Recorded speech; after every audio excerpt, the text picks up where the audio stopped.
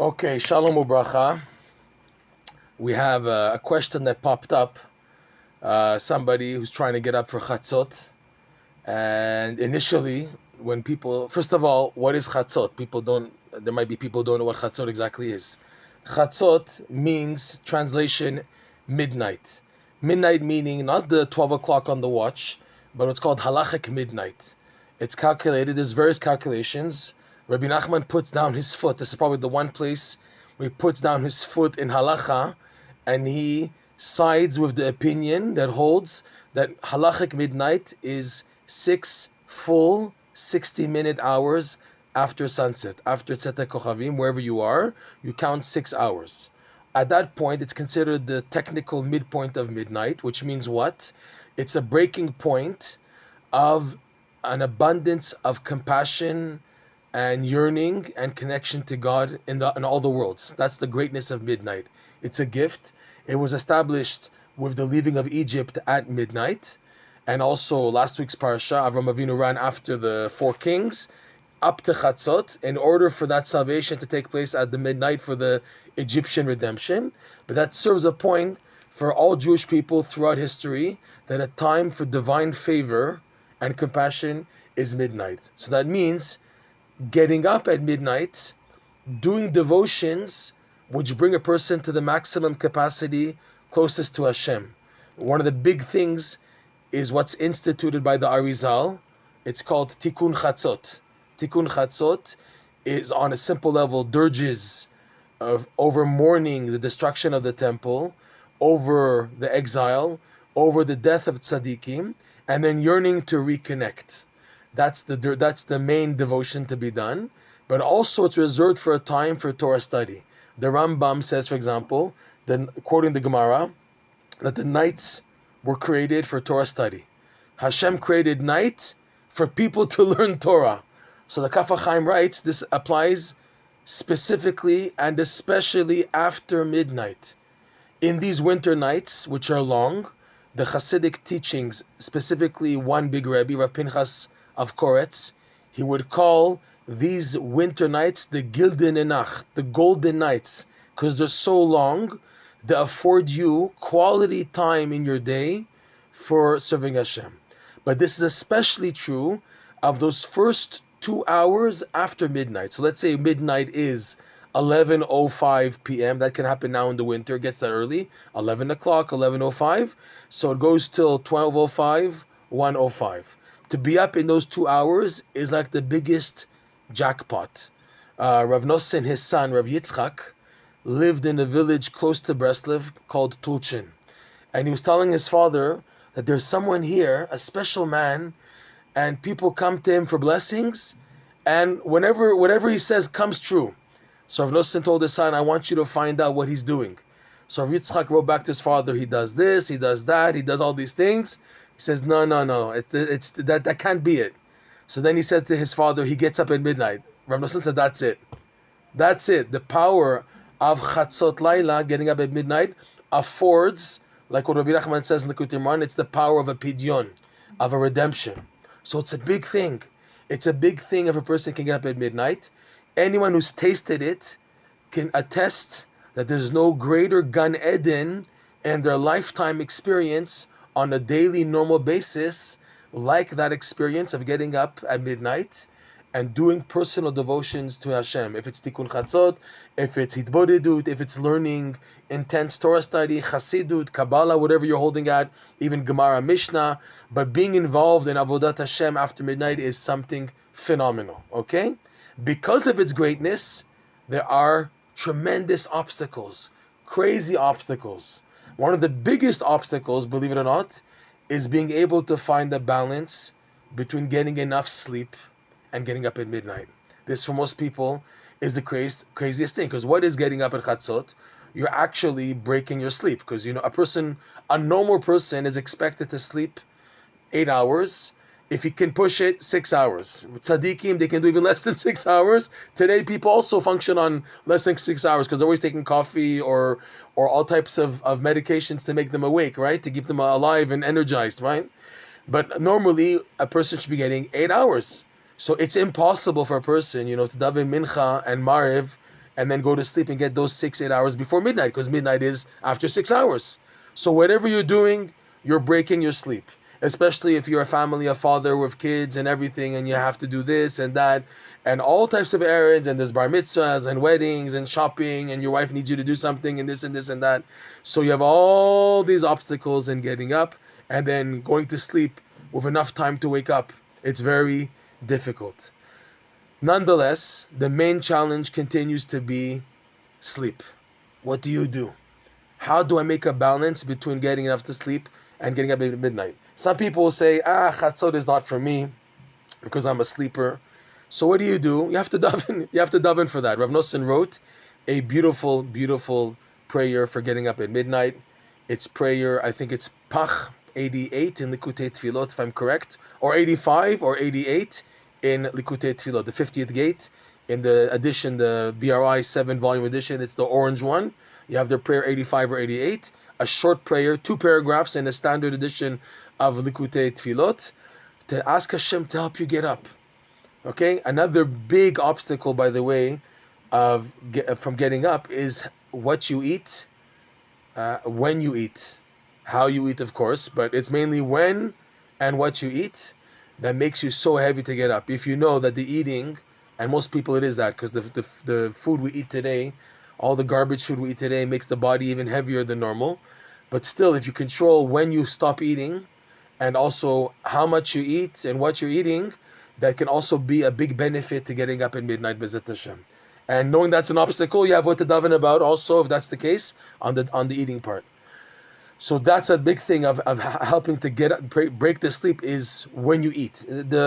All the books, the Musar books that talk about getting up at midnight, they mention that. They say you have to stop eating early.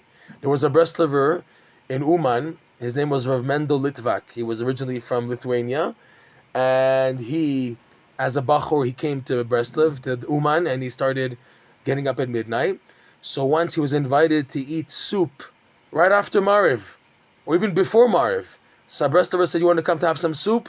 So he said, "It sounds funny in Yiddish. I can't say it in Yiddish, but it's a rhyme, because the word for soup in Yiddish is yoich, and the word for stomach in Yiddish is boich. So he made like a rhyme. If you put yoich in this boich, if you put soup in this stomach won't wake up for chatzot. As if to say, if you know your body, you know you eat even something tiny like what's soup, but still it causes heaviness, and you know you're going to lose out on getting up chatzot. If you feel chatzot is very important and you know it's important, then you will refrain from eating soup at that hour. You probably eat it much earlier. But eating is a big, big factor. Probably I would say 80% of people having problems to get up at chatzot. Even whenever they go to sleep, the main difficulty is the heaviness of the body due to when they stopped eating and what they're eating, obviously. But also the when is a big factor. How early did you stop eating in order to get up? So this has to be in check. If a person, Nachon, has a daily battle, but once you reach a point where enough is enough and I want to get up at chatzot, I've tasted it, I know it's Gan Eden, I know it's an amazing connection to Hashem, I know that my prayers after midnight and my Torah study after midnight goes like 10,000 times more than any other time of the day. This, by the way, I'm going off. This is from Rav Chaim Vital. The Ben Ish Chai quotes Rav Chaim Vital saying there's 4 levels of Torah study in the week. There's during the day, during the week, okay? And then there's after midnight during the week.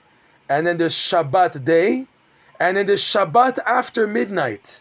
Shabbat Friday night, like tonight, after midnight is the highest level of Torah study, Rav Chaim Vital writes. The Ben Ish Chai brings us down. And this is what Rav Nosson said once, that on a winter Friday night, on a Shabbat night in the winter, you can reach the level of Kol Nidre. It's so powerful because it's long. You have a lot of time, you can do a lot of intense connection, and the light of Shabbat gives that, it pushes towards that connection. You can reach such a level of connection to Hashem like Kol Nidre, Yom Kippur, which is once a year, but it's something very special, right? So going back, right, when you realize what a benefit it is, you will more and more will put in effort to try to get to it, even if it means trying to push off improper eating which is difficult. Okay, that's number one. The eating is the obstacle for the sleep, and sleep being the main obstacle for Chatzot Laila. If now you control more or less your eating, you have it in check. By the way, this is like a personal thing. This new thing of intermittent fasting is something very beneficial for this. If now you stopped eating at a certain time, I'm not eating anymore at all, nothing, no cheating, no nothing, from this hour to this hour, and it includes the time span that will be beneficial for you to get up for chatzot. So here you go. It's something which is very beneficial for that, B'ezrat Hashem. Okay, so that's eating as a factor to help you to get up for midnight. And now the sleep. What do? 4 hours, 3 hours, some people 2 hours, and it's chatzot already. Okay, how do I get up? And if I do get up, I'm going to be so exhausted, especially a person who's working all day, 9 to 5, or a person who's in a kollel program, or people who's like a person who's a teacher. A teacher, some people, they say, some halachic opinions say someone who's a teacher should not get up chatzot because it'll be pogea, it'll have a negative influence on his teaching skills. There was one Breslover, his name was Rav Kalmanowitz, and he was someone who got up every night at midnight, and it affected his teaching. So in other words, he was a bit tired. Yet when the principal of the Talmud Torah in Yerushalayim said to him, "You're not allowed to do that," he said to him, "You know what I do when I get up at midnight? I daven for each and every one of these children in the class that they should become tzaddikim," and it worked. Any child in the Jewish education system here in Yerushalayim, we're talking about 40, 50, 60 years ago, who went through this Rabbi Kalmanowitz, till today, they have a major level of Yirat Shamayim. They attest to it, that this Rebbe was somebody special. Till today, the love connected by the students and this Rav Kalmanowitz is still there. His secret, he got up at midnight to daven for the kids. He didn't get up for his own personal devotion. He got up for the sake of the children. And it worked out. It worked out that the education fit in the end, Baruch Hashem. So now, what do you do? What do you do? So what many Breslovers who I see, the ones who get up at midnight and they learn in Kollel, you have people, they learn in the Kollel at midnight by Kever Rachel, you have here in Yerushalayim, in Mea Sharim, and by David HaMelech, okay? What they do is very smart. They have that time in the beginning of the night, and again, another obstacle might be to go to sleep on time, and all types of things to distract you and not to go to bed on time. But if you're determined and you do go to sleep and you have enough sleep, even if it's 2 hours, you get up at midnight, okay? What most people do is they make up for the sleep during the day. So for example, I need 8 hours of sleep, or let's say 6 hours. The Ben Ish Chai says that if now, you can push it technically. The body needs 8 hours of sleep, but you can push it to 6 hours. And he says, the Ben Ish Chai, if now you're taking away from your sleep in order to serve Hashem, to do Torah and prayer, then you will feel as if you slept 6 to 8 hours. Okay, so that is already an opening that you're doing something good. But you have to see the reality. The reality is, if I'm so heavy, what's going to be? So most people, they make up their sleep during the day. That means right after Shacharit, right after, they don't pass go, they don't collect, nothing. They go straight to bed for a good 2-3 hours, have a breakfast, go to work or go to Kollel, and then in the afternoon when there's another break, they take another siesta, whatever, an hour, 2 hours. You have to see based on your schedule. But to get up at midnight, if it means to make up the sleep during the day, then do so. On that, the Baal Shem Tov himself said, for getting up at midnight, make your day like night, and your nights like the days, in order to get up at midnight. Okay? So here, it's the secret is making time to make up to get the sleep, because your body does need the sleep. Okay? This, in a nutshell, is the idea of how to balance your sleep for getting up at midnight. Yet, still, there are those people who, even though they do that, they get sleep made up in the various times of the day, okay? Still, they have major headaches, and they get up at midnight with a headache, they daven shachrit with a headache, they're at work with a headache. Even though they got sleep here and there, they need that solid time of sleep. What to do? What to do when that happens? If you see you're one of those people that it's not working out getting about chatzot, it's not working out. The so little amount of sleep before midnight, okay, and then getting up and it leaves you with such a headache and a pain that goes on for the rest of the day. And you've tried what you've tried what to do. So on this, there's a whole conversation Rabbi Nachman had with one of his students, Reb Dov, that this Reb Dov wanted to get up for midnight, but he was complaining to Rabbi Nachman that he had headaches and it wasn't working out, right? They say in Breslev, it's better to be a mensch for 1 hour than to be a behema for 8 hours. In other words, if now you serve Hashem, but it's at the expense of your health and your well-being, that you're not functioning properly, so it's not good to be a behema for 8 hours. You're serving Hashem, but like a behema, like you're not there. It's better to be a mensch for 1 hour, to do less, than to do a lot, but your head is not there. What does it help that you're not there? You're all exhausted and drained and everything, and you're serving Hashem. What does it help? So on this, Rabbi Nachman told Rav Dov of Cheren the following. He said, eat and sleep. Just watch your time. Your chatzot is at 3 a.m. As opposed to the normal chatzot, which would have been in that time, 12 o'clock, 11, okay, in the Ukraine. Rabbi Nachman told this Rav Dov, your chatzot, so you get enough sleep, so you can get up without a headache, should be at 3 in the morning. This comes through a many, many years of attempt and trying again and again and again and again, when finally you see, it's not happening. It's not happening. I'm doing my best, Hashem. Years and years trying to get up at Chatzot, setting my alarm clock to get up, getting up and having headaches, going back to sleep. I can't get up and this and that, even if I got 2 hours of sleep before, even if it was 3 hours of sleep before, 4 hours, still I can't make it. But if you give me another hour of sleep, another 2 hours, I can get up. So then you see that your chatzot is at 3. And you have some people, they're bouncing. One day this, one day that. The secret though is a lot of davening and to make sure that you get enough sleep. It doesn't help to run on 2 hours and then you have the super energy and then you crash.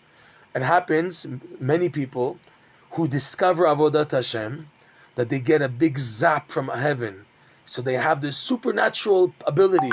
Yeah, I'm on 2 hours a day sleep and I'm great. Okay. It goes on for 1 month, 2 months, 3 months, maybe a year.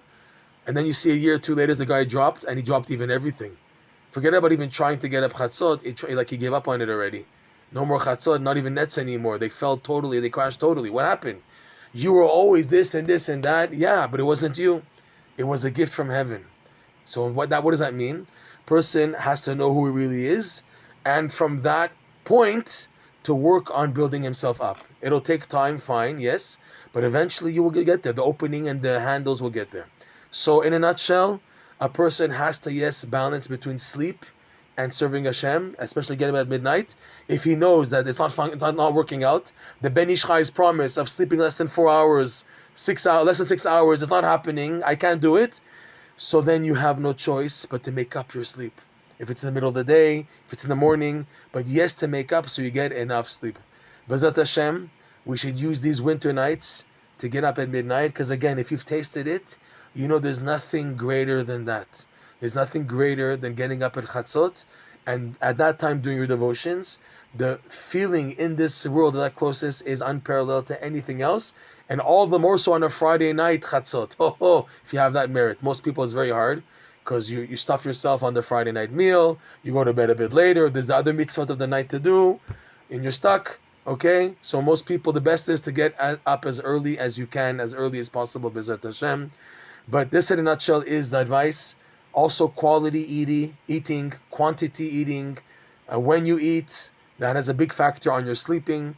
That can influence a lot your energy level in your sleeping, your body's ability to recuperate and reorganize, restructure itself while sleeping, so that you have enough energy, even if you wake up an hour later, 2 hours later.